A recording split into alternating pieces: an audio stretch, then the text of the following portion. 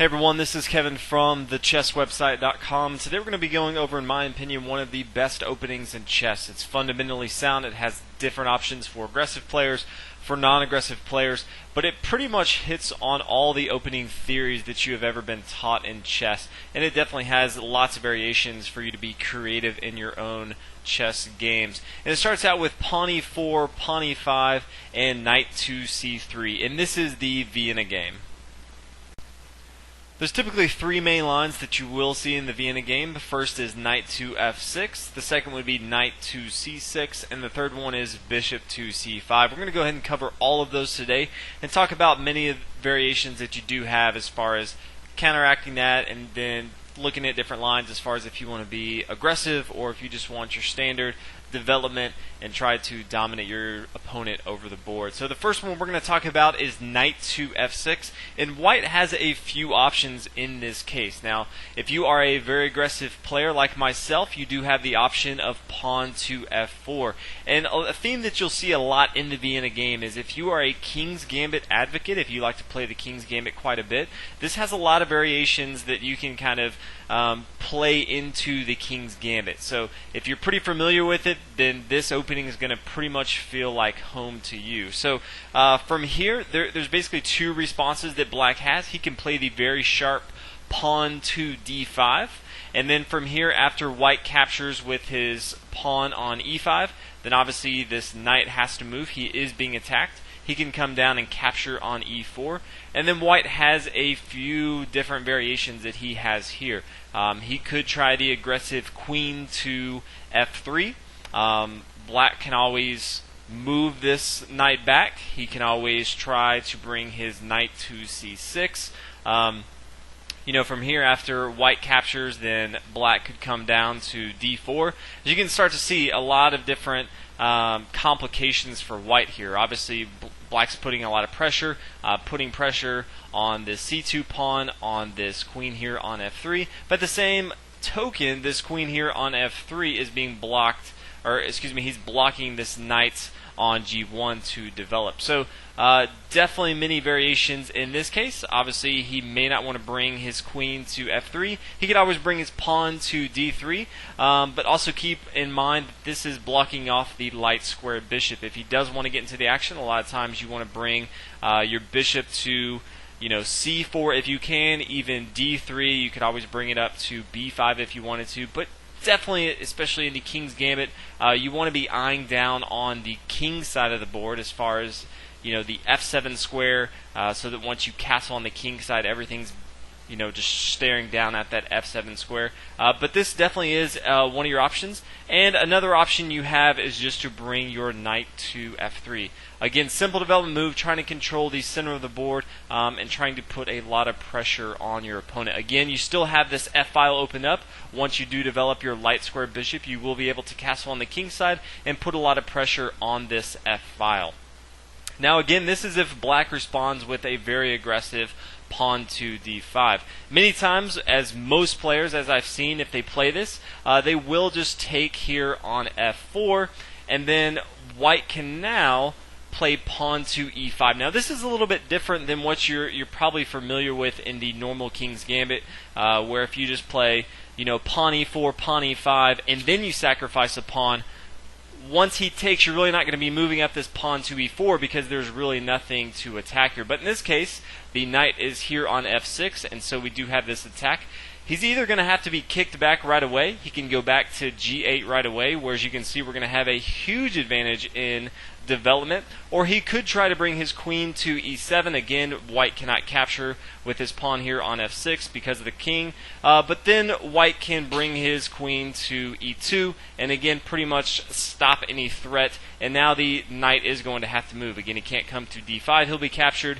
If he comes to g4, he'll be captured, and if he comes to h5, he will be captured. So the knight will come back to g8, and then white can continue his development. If you kind of look at this board, this is kind of a common theme in the gambits of any sort, but especially the King's Gambit. You really want to control the center, open up this f-file so that when you castle on the king side, your rook is just pretty much staring down on the weak f7 square, and you really want to lead in development. Obviously, you don't want to give up that pawn early on for no reason. In this case, as you can see, the queen here on e7 isn't doing a whole lot, and none of the other pieces are developed for black, and he pretty much has no defense for his king, and it's going to be really hard for him to catch up in development. So you definitely have many different options when, you know, if he plays knight to f6 to begin the game, you can go into that gambit with pawn to f4. Now, I am asked many times by players, they always say, hey Kevin, you know, honestly I'm not really an aggressive player. I kind of like to develop all my pieces, then try middle game, really start to form an attack, really figure out where my opponent's at. Can you go over different variations that typically are not as aggressive as you're used to playing? So perfect. So you definitely have two other options in this opening as white. Instead of playing the gambit here on f4, you have the simple bishop to c4. Again, you definitely want to develop your light square bishop and start to attack this pawn here on f7. This f7 square is a huge weakness for white. Many times, if you studied any amount of Bobby Fischer games, you see that he always liked to bring his bishop to c4, and then later on in the game, he would actually kick his bishop back to b3 here. Very hard to attack a bishop here on b3 compared to a bishop on c4, and pretty much he's just putting pressure on this f7 square the entire game, which is definitely hard to cope with as a black player. Also, you do have the option of knight to f3. Many people are pretty familiar with the 3-knight game. Black could even transpose into the 4-knight game. So if you like to play the 3-knight game, but a lot of times your opponent's not too familiar with that, and you see that he's not playing it if you play knight to f3 at the very beginning, then if you play the Vienna game, then you might have another option, because if you play c3 and he's not too familiar, he may just bring out a knight unknowingly, and then when you play knight to f3, well, lo and behold, you are now playing the 3-knights game. So you definitely do have options, even if you're not a super aggressive player. You can open it up with bishop to c4, or you can always bring your knight into the game with knight to f3.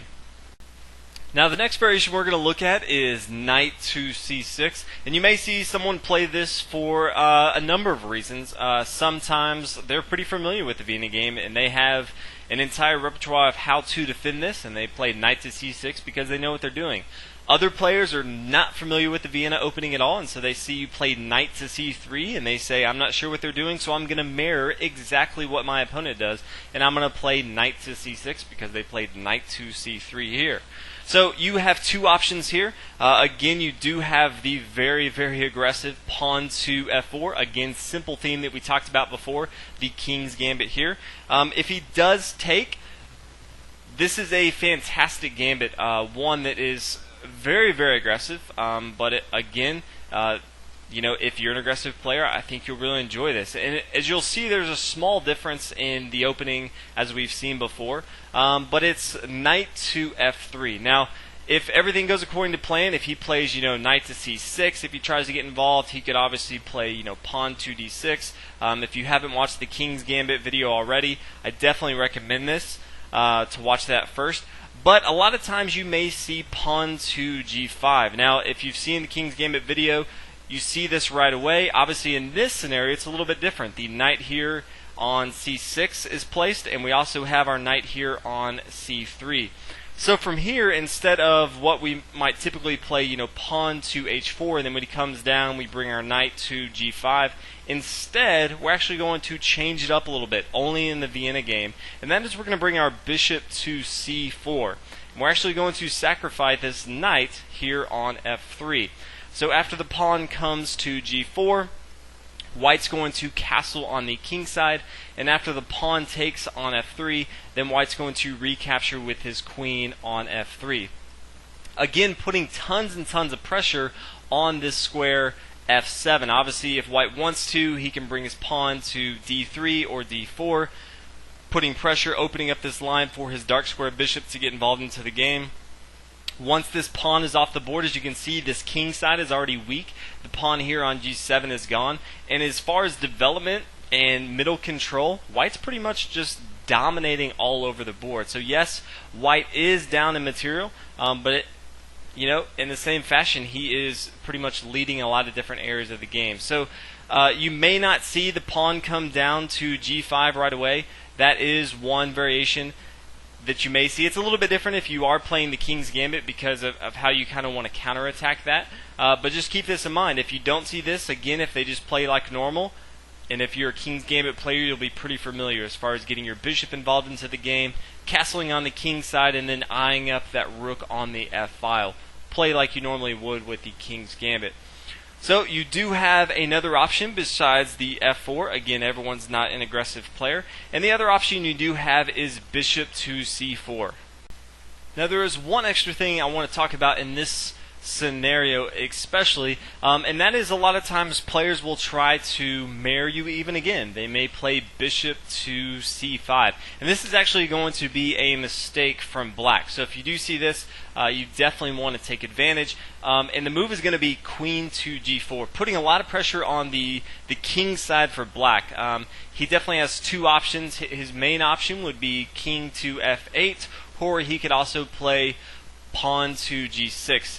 Definitely when your bishop is here on c5, that's really not when you want to be playing g6. You really definitely want to be playing g6 if you're going to be fianchettoing your bishop and you have your bishop here on g7. So this is very good for white. He can always just come back, kick his queen back to d1. And as far as a security standpoint, white's actually going to be pretty fine right now. Now, he could also try the one move. He could try queen to f6 here. In this scenario, white's pretty much just going to allow him to come down and take this pawn on f2. So he could play knight to d5, again attacking not only this queen here on f6, but attacking this pawn here on c7 with a fork of the rook.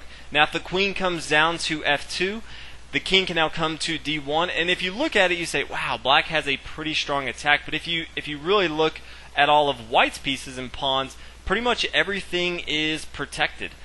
The only piece that's really not protected is this bishop here on c4, but pretty much nothing is attacking that. So all these knights, pawns are all defended. At any time, white could bring his knight to h3, start to really attack the queen. Black doesn't have a lot of attacking lines that he can really throw at right away, and white has a lot of different options that he has. He can always bring his queen to g7, start to attack. He can bring his knight to c7, check the king, make him move. So this is going to be a very, very good game for white. It's going to be really hard for black, even though he does have this aggressive play on f2. It's really going to be hard for him to find anything else good to play in this situation. So definitely keep this in mind. If you do see black just trying to mare all your moves, you can always bring your queen to g4, and you're going to be definitely okay from here. So that, again, is if they open up with knight to f6, or if they open up to knight to c6. And the last opening that we are going to look at is if they open up with bishop to c5. This is actually the one variation that I do not recommend playing the King's Gambit, so playing the pawn to f4 gambit. Really because now they could play the decline line with pawn to d6, but not only do they have the decline line, but they do have their dark square bishop outside of this pawn chain, which is very, very important for black. He can always kick his bishop back to b6 if he wants to. He's putting a lot of pressure on this f2 square from white, which is a huge weakness for white early on to the game, especially for the King's Gambit. As far as the line trying to castle on the king side, we no longer can do that. It's really going to be difficult for white to really cope with this bishop here on c5, so I really, really don't advocate playing the f4 push, the gambit from white in this scenario. Instead, if he does play bishop to c5, you can always just play knight to f3. Simple development move from white. Again, trying to control the center of the board, getting your minor pieces involved. Obviously, we're attacking both the d5 and the e5 squares. If black from here, he can always, again, just play d6. I think this is a fantastic move from black. Again, you never want to close off your pawn chain if you don't have to, unless you have your bishop of that color outside the pawn chain, which he does already have. But from here, if a player's not too familiar with the black pieces, he could play knight to c6. This is probably, it could be a mistake from here. White can always take with this pawn, or he can take with his knight with the pawn on e5, and then after black recaptures, then pawn can come to d4, and he can attack both of these pieces. Again, black can either take, and then, white can retake. Again, the knight's going to have to move, or one of the pawns is going to have to move. Huge advantage in the middle for white. As far as development, same thing. He's going to be in control here. If black tries to come back, he could always come to d6, really block off and hinder the development of his light square bishop. It's going to be very hard. A lot of black players may not want to give up their bishop, though. So instead of here, you could see the knight taken and then the bishop taken right away. And then again, as you can see, as far as material is concerned, white is completely equal with black, but white also has these double bishop pair. So very good for white's perspective if you do see this knight to c6 instead of the pawn to d6. Again, the Vienna game has so many different variations, and as a defender with the black pieces, you may not be too familiar. Most players, when they start out with pawn to e4 and pawn e5, they're pretty much expecting either knight to f3, or they could see a lot of players now are playing bishop to c4. They may even say pawn to d4. Doesn't really see that much, but hey, you might see that. Most players are not really looking for knight to c3, but there's so many different options, and if black's not ready, it doesn't matter if you're aggressive, it doesn't matter if you're non-aggressive, you really have so many different options to pretty much just dominate your opponent. So I really enjoy this. Definitely feel free to give this a try. Let me know how it goes. Hopefully you guys enjoyed this video. Again, if you haven't checked out the website in a while, www.thechesswebsite.com. Check it out. Lots of great stuff on there, and I'll see you guys in the next video. Thanks for watching.